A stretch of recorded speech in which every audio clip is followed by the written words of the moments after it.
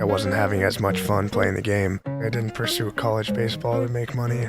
It's going to sound kind of like cocky, but I believe when you step on the mound, your body language has to be quiet, but your mind has to be like, I know I'm the best.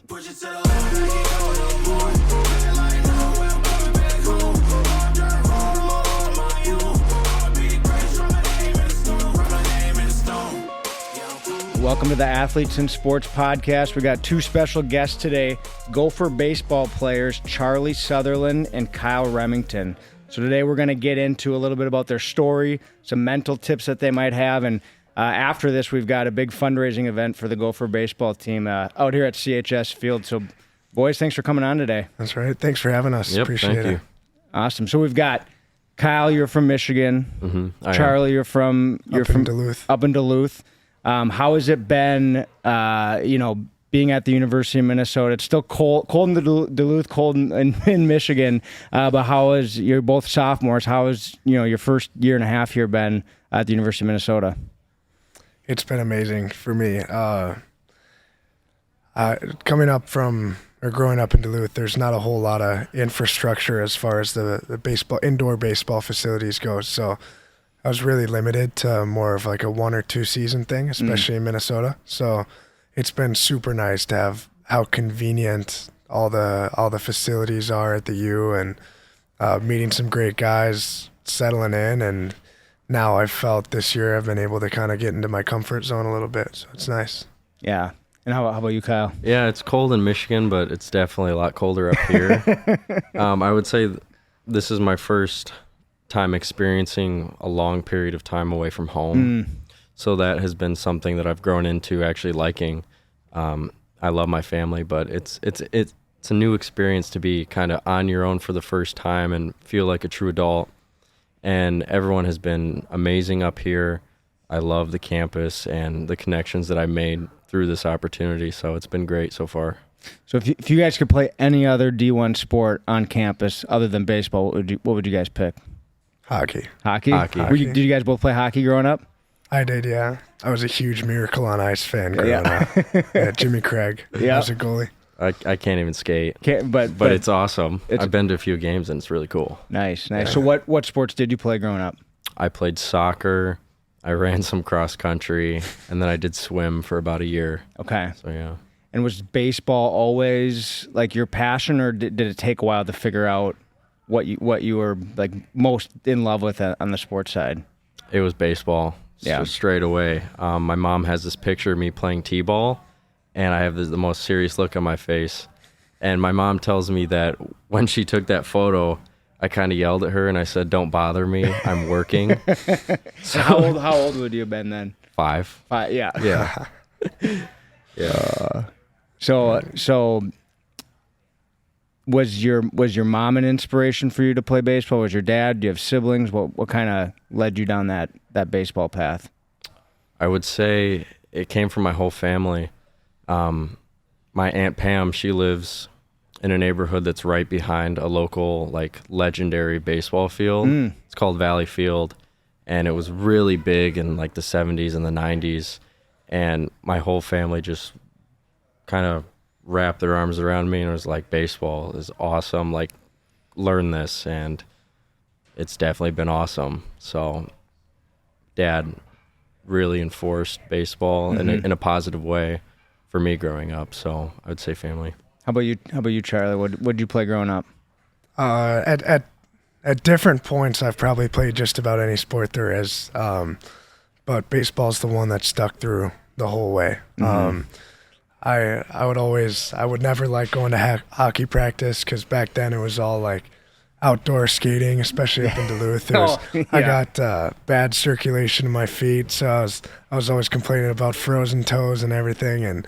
But baseball, it was like I could not wait to get to the field, practice, game, you name it. So that was what stuck through. But I've played tennis, soccer, hockey, basketball, football.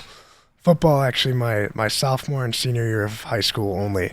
Never growing up or anything, but I was fortunate enough to be able to have the opportunity to play on the team. I had a bunch of buddies on there, and even though I didn't know what the heck I was doing, they kind of was like, all right, you're serviceable. You can do enough. You can practice, play. Like if we really don't have a high stake on the game, allow me to get some reps there. But that was just a blast. Well, because I mean, a lot of it's just being in the locker room, with guys, and it's something that I think, for me, I played high school sports, I played college hockey, but then once you're out of that, you don't have that camaraderie, that common goal. I mean, you get a little bit of that in business, and I think a lot of business leaders try to strive to have their cultures feel like that, but you really only have that feeling when you're on a sports team. So, you guys have a couple more years of college. Maybe you'll get to go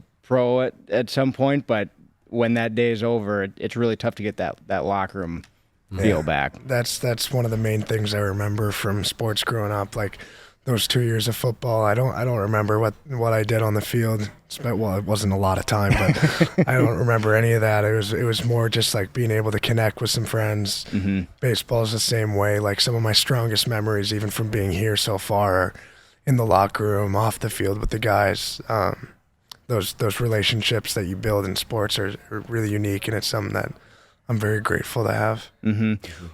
So one of the big things we stress at the In Sports Foundation with the camps we run is to try to make it fun for the kids. Like we want kids to have fun playing sports. Do you have any, Kyle, we'll start with you, any memories from when you were younger of like just how fun it doesn't have to be baseball, but like a certain memory that sticks out to you of like I loved it.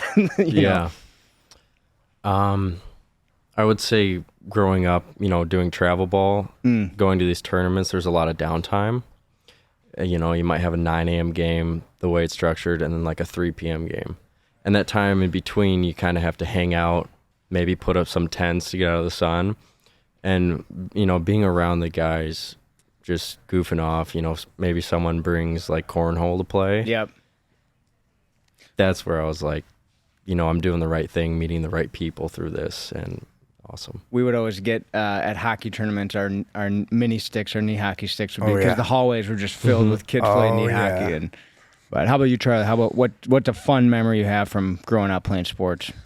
I think it's just that it was that desire to play is the thing I remember the strongest. I mean, I wrote a letter to our Parks and Rec director in Duluth when I was like 10, trying to get him to build a dome in Duluth because we don't have one up there, which is crazy.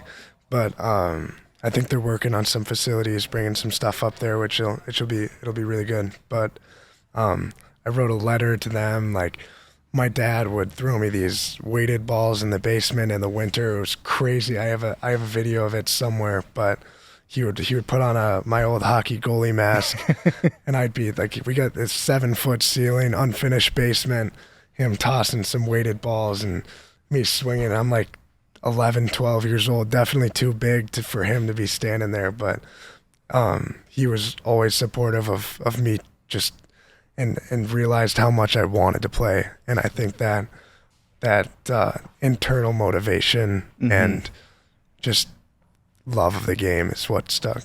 That was really fun. And that's another really big reason why we started the In Sports Foundation, was because like everyone that helped start it, we all had those similar experiences growing up. We had parents or siblings that were engaged and were playing sports with us at home, and we've realized that there's a lot of kids out there that don't have that same structure at home, and there's a lot of funding that's a lack of funding in the public school system. So we used to have gym every single day, but a lot of public schools here in Minnesota, they have gym once a week, like 20 to 25 minutes. My son is in first grade, and they have gym class once a week. So our foundation has been going to putting on after and before school programming and summer school programming for those schools that have a lack of funding to have gym teachers on staff all year round and at different times, just to keep kids active. So important. Yeah.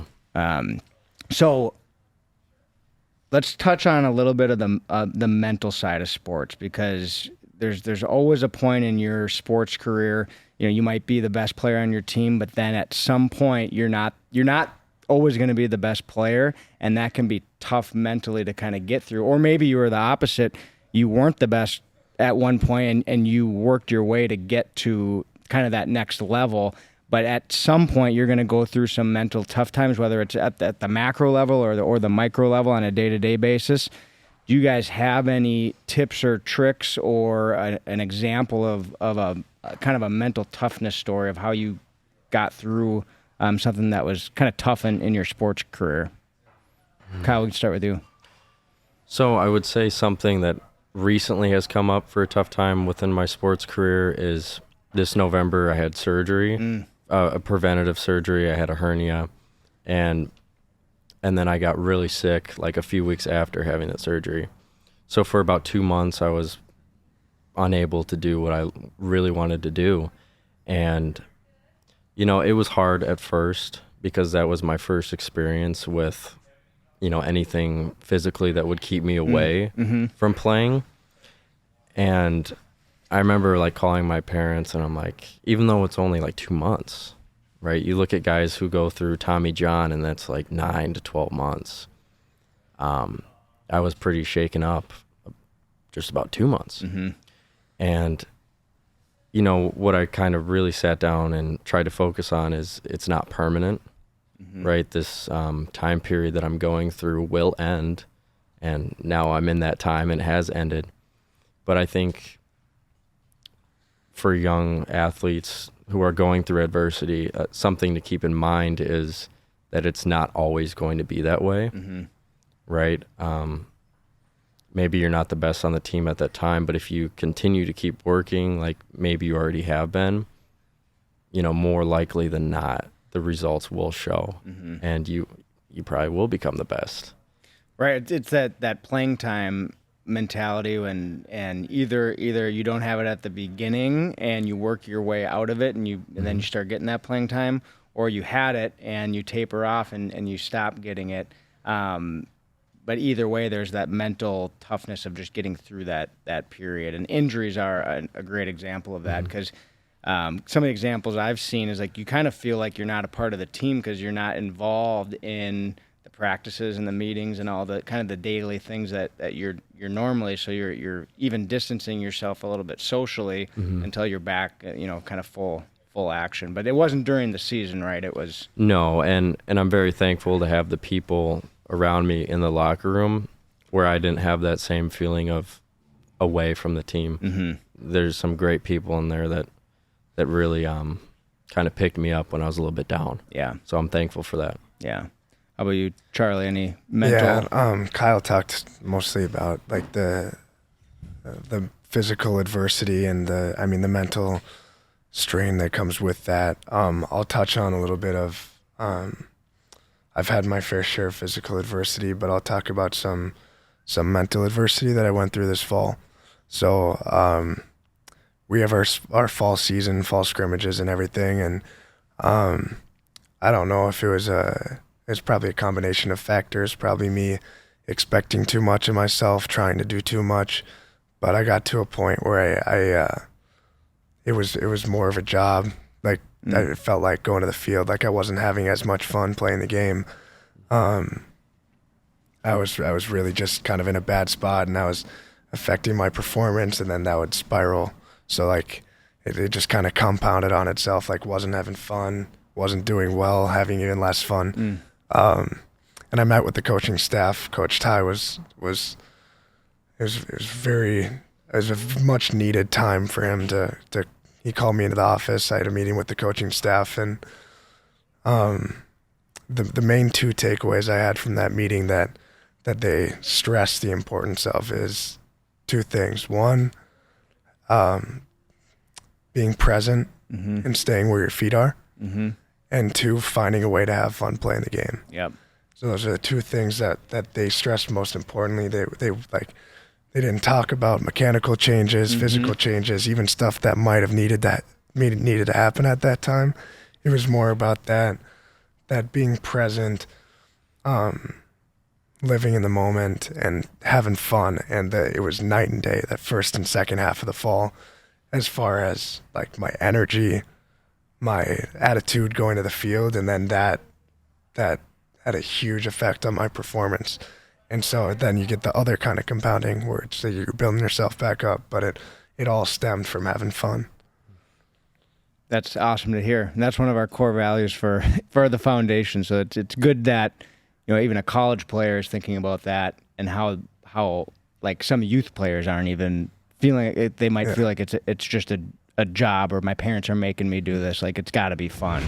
Hey everyone, I want to take a quick moment to tell you about the In Sports Foundation. At In Sports, we're all about helping kids get more involved in sports. We do this through providing free camps, scholarships, and team sponsorships, all to help reduce the cost of sports and getting more kids into the game. Through sports, kids can learn valuable life lessons, stay active, and maintain their mental well-being. To support our mission and help us get more kids into the game, visit our website at insportsfoundation.org to make a donation. Together, we can make a difference. Now, how about before a game, Kyle? You're a pitcher, right? I am, yeah. When you know that you're going to be in the lineup, what kind of things are you thinking about before the game? Are you thinking about a lot? Are you trying to keep your mind empty? Mm-hmm. And what does that kind of look like on a game day preparation? Yeah, so on game day, I try and think as little as possible, if that makes sense, Yep. but like in a useful way, right? So, if you're going to pitch, sometimes there's anxiety and you're thinking about all the different situations that can happen. But what I like to do is the night before, lay down or sit down, close my eyes, and do a mental visualization of the game. Mm-hmm. So I go through, first pitch. Okay, what if he gets a single? Now there's a runner on first. This is what I'm going to do. This is how I'm going to react. Let's say I strike out the side in the first. So I'll play the game over in like 100 different ways Mm-hmm. that it could go. So the next day when I get into that moment of maybe giving up a hit in the first to the first batter, I don't panic because I have that security blanket of like, oh, well, I've played this situation out three Yep. different times in my head. I know what I want to do. It's almost like making it feel familiar, Mm-hmm. even though that current situation has never happened Mm-hmm. for that day. Are there any batters that you fear when they come up and you're throwing against them? It's going to sound kind of like cocky, but no. Yeah. Because I believe when you step on the mound that your body language has to be quiet, but your mind has to be like, I know I'm the best, Mm-hmm. right? And that can come off cocky as a cocky mindset, but I kind of view it more as confidence because, if I get you out or strike you out, I'm not going to like blow up in your face about it. Right. It's one thing how you carry yourself off the field versus like how your mindset is while you're playing. Like, and if you have any doubt in your mind, Mm-hmm. they're gonna walk all over you. Yeah, I mean, as long as you prepare throughout the off season to the best of your ability, I really don't think you should fear that many people. Mm-hmm. I think confidence comes from preparation, and if you're feeling nervous for a guy, just take a few breaths. Yep. Right, it will be okay. Yep. I love that. Confidence comes from preparation. Like that. How about you, Charlie? What about game day? First of all, I can vouch for Kyle doing that. We were roommates back in the dorms last Okay, year, and I okay. remember coming home from. You guys are real close. Oh Yeah. yeah, coming home I know Charlie well. coming home from the facility, and Kyle's cross-legged in the middle of the floor, meditating, Awesome. going through the game. So Yeah. so that's this. He's not just putting on a show. That's just not nonsense. There, it's true. No, it's Okay, not. That's good. That's very true. Yeah. Me personally, I've had to learn, sort of in that same conversation with the coaching staff, not to be too particular about what I need to do before a game, because there's always going to be scenarios where stuff comes up and you're not going to be able to get your stuff in, your routine, and you got to be able to learn how to adapt outside of that.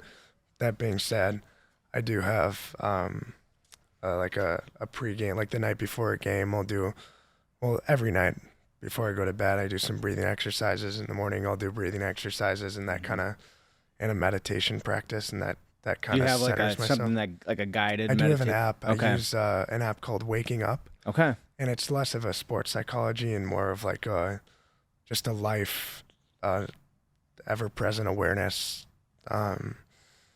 mindful meditation. So I love that. I'll do that every day. And but then before the game, I have a piece of paper that I have a bunch of stuff that I wrote down for myself, and I'll read that before every game, sometimes during an at game, like before an at bat, if I'm feeling nervous. And that's one to kind of center myself, because that's always going to be there.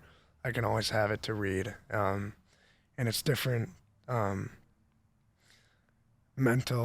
mental cues than physical cues. It's not like telling myself what mechanics I should do in the box. It's more like those things that I was talking about. Like the one part of it says, releasing quickly and being present where your feet are. There's just a number of those sayings that I'll read to kind of bring myself back to the moment. And then before I step in the box, I look at my feet. It's kind of just like a cue, like I'm here. Yep. This is where I am. My mind could be thinking a million different things 1 second ago, but right now, this is all that matters. That's kind of my way of preparation. Awesome. So at some point, your baseball careers will come to an end. You're sophomore, so it would be awesome if you guys got a chance to play professionally. But even past that, have you guys thought about what life looks like after baseball? Do you want to stay coaching? Do you want to get into the business world? Is there whatever your major is in school? Kyle, we'll start with you. I definitely want to stay within the game. I haven't thought too much about what role that would be, but I do know that I like baseball too much to just disappear from it when I'm not playing. So that might show up if my kid decides to play baseball. Yep. Teaching them what I know up until I can't, and they have to find someone else. So yeah, I would stay in it. I would. Yeah. I hope to not lose that love for the game. Yeah. How about you, Charlie? As of now, I'm planning on pursuing a career in medicine, going to medical school. That's kind of like the professional career goal. Aside from baseball, I'm still focused on baseball right now, and if that opportunity presents itself, I will definitely go down that route. But no matter what, there will be a time when I play my last game, and I don't know if I'll get into baseball as like from the business side of it, whether that's coaching, managing, whatever. But I do definitely think I'll be involved with my kids' teams, baseball, whatever it is. I'll find a way to stay involved at a reasonable distance. Yep. I don't want to be that dad who's trying to be coach all the time to their kid, but I would like to stay in the game from a more removed perspective. It is tough as a parent to not want to get in and take control. And I coach my son playing hockey, and he also plays football and baseball, but I didn't play baseball, didn't play football, so I'm like, I'm not going to coach those sports. Yeah. Like I won't even critique him because he already knows more than I do. The other thing I wanted to touch on is just this landscape of NIL in college athletics, because it is, when I was in college, there was none of that, and I know it's a big topic. Maybe it's not as big a deal as people think. Maybe it is. Is it something that you guys think about on a daily basis? Is it distracting, or are you guys still business as usual on the baseball field? I don't think I've thought about NIL at all until I see like on Twitter that this huge football transfer has made whatever amount of money, and that's why they went to that school. And then I'm like, oh, cool. Yeah, I'm gonna go to practice. Like, I don't think I've ever stayed up late dreaming of NIL money, to be honest, because I'm here to play baseball in a way, and that's my focus, not how can I squeeze as much money as I can out of this experience. Right. If that kind of makes sense. Yeah. Exactly. I didn't pursue college baseball to make money. I mean, even when we were growing up and like maybe starting of getting recruited, NIL still wasn't a thing. So I'm actually very glad that that's not something that affected my recruiting process, because this is a school that I chose because of the coaching staff that brought me in, and the coaching staff that's here now, I wouldn't change a thing. And the school academic side, just the culture within the program. I think those are like the most important things. And if NIL opportunities happen to arise, like that's great. But I think that can't be the focus of going to a place, because there's going to be a time when maybe you're not at your peak performance, or people don't want you to represent their brand anymore. And do you have the school that you really want to fall back on, or are you there just for the money and you're going to up and move because this place doesn't want you anymore? Yeah, and I mean, college sports, it's such a short time. It's, 4, maybe 5 years if you redshirt. And it is a family atmosphere. And if you're just jumping from school to school, you really lose that sense of team and that sense of family. And yeah, if an NIL opportunity comes up, it's a bonus. Yeah.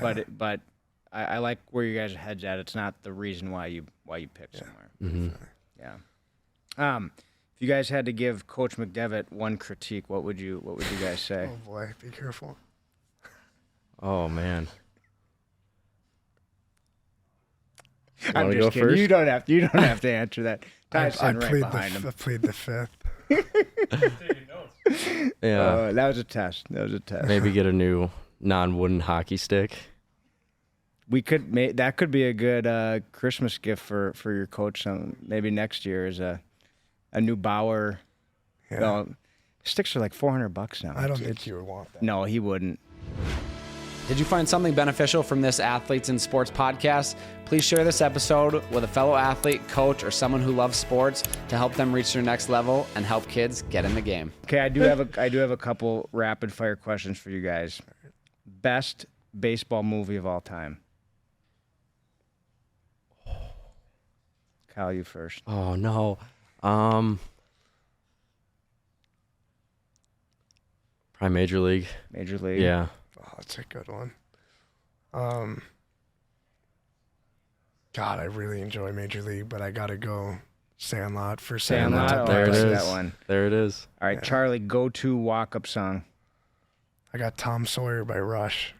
Kyle. All right, do you bat? Do you bat? No, I don't bat anymore. But He's if got you his had to pick pitching one. luck. yeah, Yeah, I got you a got pitch- pitching one. Okay. Yeah, this year I chose Swamp Music by Learn Skinner. Okay. Mm-hmm. All right, Kyle, dream stadium to play in. Ooh. Oracle Park.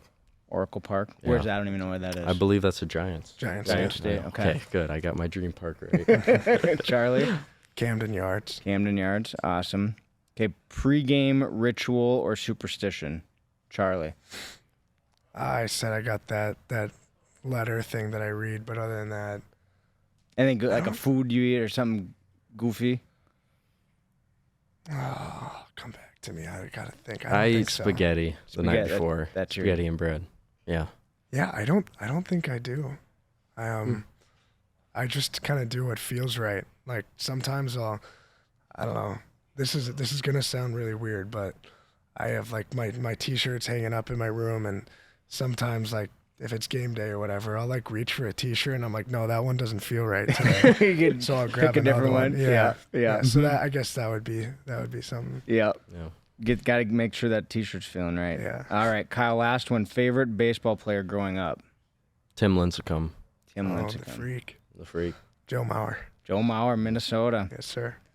Awesome. Well, I just want to thank you guys for sitting down and taking the time, being here at this fundraising event.